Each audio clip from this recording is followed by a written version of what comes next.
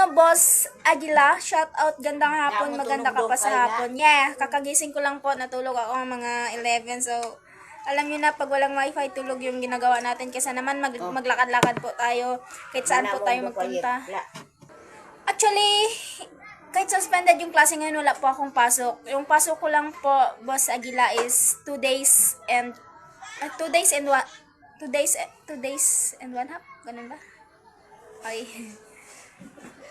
Yung pasok ko lang is Wednesday, Thursday, and Friday po ng hapon. Ano po, Boss Aguila, kaya pala. Ay, hindi po ako ALS. Senior high student po ako ng Kamsyongko National High School. Hindi po ako ALS. Kaya aral mabuti. Ayaw ko mag-aral, mag-asawa na lang ako. Ay, ilang taon. Di mag-asawa ka na.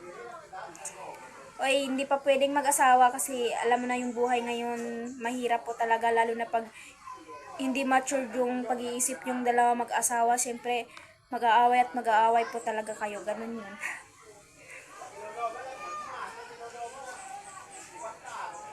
Ako, 22 ako. Sabi mo ayaw mo mag-aral, mabuti mag-asawa ka na di.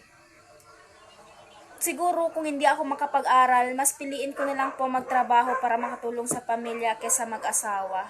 Yun yung mindset ko, hindi yung pag-aasawa yung aatupagin. Balang araw darating din po tayo dyan sa pag-aasawa na yun. Hindi natin mamadaliin kasi sa gilaw de lagay ni Bleewe, undo no de tanggolonan, muli sakmay mubog.